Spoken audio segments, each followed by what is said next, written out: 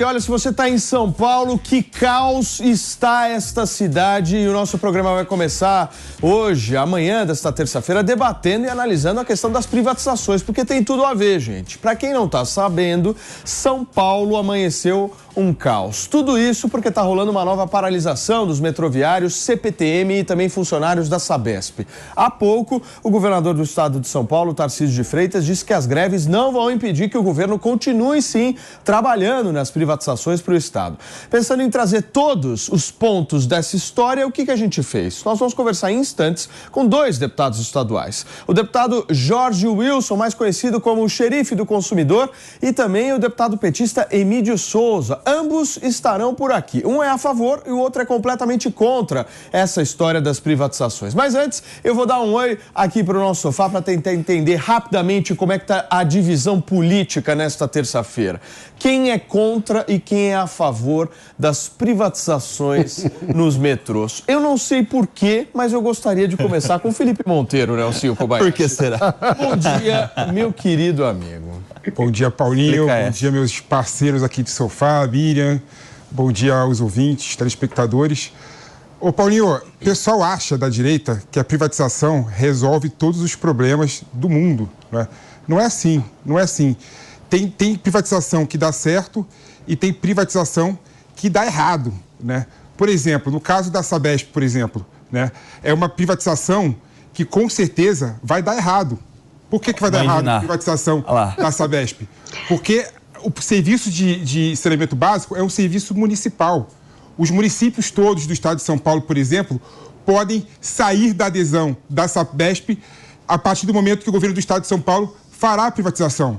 Ou seja, a Sabesp vai perder valor e não vai ter condição de fazer os investimentos necessários para a universalização do serviço.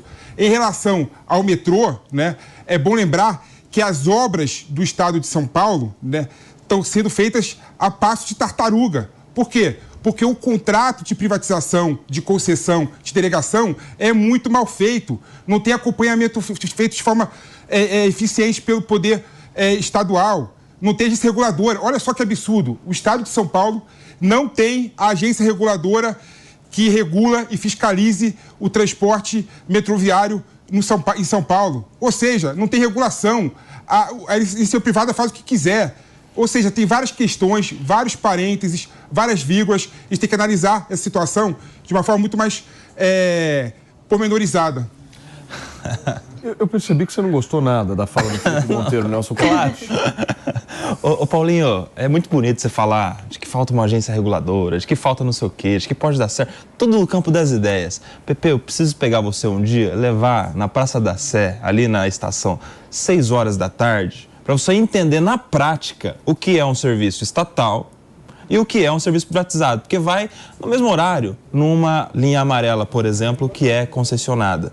Você entende limpeza, o serviço, a eficiência, a não existência, principalmente hoje, que é um dia simbólico para isso, a não existência de greve, porque lá no serviço concessionado não tem esse tipo de greve que causa um caos na cidade toda, não só para os seus usuários, mas para todos os demais, meu amigo. Você quer me levar porque você fica no campo das ideias, Pepe. No horário do rush e no metrô da fase de Coutinho, que é a linha amarela aqui, no horário do rush. Ainda assim é melhor, assim é melhor. Claro! É claro que é melhor, claro. Óbvio que é melhor. Mas não por conta que um é privatizado, outra é estatal. Mas tem nada a ver uma coisa com a outra. Não tem a ver. O centro de São Paulo tem muito mais gente, muito mais te falo pessoas. Um negócio pra você hoje. Peraí, deixa eu fazer uma pergunta. Me cita uma linha que não é privatizada, que funciona da melhor maneira possível, Felipe Monteiro. Nunca andou de metrô, Paulinho? Não vale falar lá na Toscana. Eu não posso falar um exemplo internacional que dá. Não. Só andou de metrô em Londres. São Paulo. Qual linha do metrô que não foi privatizada que é maravilhosa? E só uma coisa engraçada. A Luz tem linha amarela, Pepe. Não precisa comparar. Não precisa comparar a linha vermelha da Luz com a linha amarela na Fradique. Compara na Luz as duas. Vamos 6 da tarde, horário do rush, horário que o pessoal sai do trabalho. Vamos na Praça da Sé e vamos na Luz. Eu garanto pra você que o fluxo e a confusão vai ser exatamente a mesma. Por que existe essa demonização da privatização no Brasil, Mano Ferreira? Porque nós temos grupos corporativistas muito fortes e organizados fazendo um discurso de demonização sistemático das privatizações, fazendo de conta que defendem o interesse público para, na verdade, defender os próprios interesses.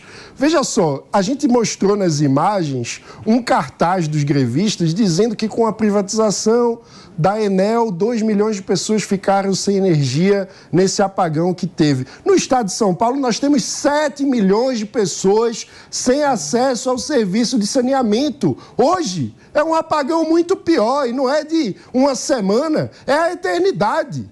Desde que a Sabesp foi criada, não foi capaz de levar a universalização do saneamento para todos os brasileiros. Metade, quando a gente sai de São Paulo e pensa no Brasil, metade do país não tem saneamento básico. Isso é um apagão muito pior do que qualquer problema que qualquer empresa privada de energia tenha causado. É um problema humanitário que causa um aumento da desigualdade brutal, porque uma criança que vive numa casa sem saneamento básico está exposta ao esgoto não tratado, que gera doenças como diarreia, que dificultam a ida à sala de aula. Há estudos que mostram que crianças que moram em casas sem saneamento têm frequência escolar menor, o que causa um impacto no aprendizado, que depois vai causar um impacto quando entra no mercado de trabalho, que tem uma produtividade menor. Ou seja, a gente está falando aqui de uma privatização que tem uma missão civilizatória, de igualdade de oportunidades, de acabar com o apartheid, onde os ricos do Brasil têm serviços básicos e os pobres são relegados a literalmente conviver com esgoto. A gente gosta de colocar a Sabesp como vilã da história. Agora é o seguinte, a realidade dos fatos é que vários municípios têm o serviço de concessão municipal, não é a Sabesp. Mas com o novo marco legal do saneamento básico, os municípios precisam obedecer às metas de universalização e a agência reguladora tem a capacidade de aprovar os consórcios. Então o município, o prefeito, não pode fazer o que bem quiser. Ele tem que seguir a nova legislação, que o obriga a seguir metas. Com você, não tem nada a ver com a Sabesp. Ô, Pepe, tem absolutamente nada a ver com a Sabesp. Só para entender essa guerra, eu vou passar a bola para a Miriam, mas antes eu queria entender uma coisa. Essas pessoas que estão promovendo greve, elas estão batalhando por o quê? Porque pelo próprio salário. Não há uma pauta salarial na história, não há uma reivindicação de melhoria da classe, não há nada. Há uma insatisfação política. Só que aí, vamos tentar fazer um raciocínio do seguinte.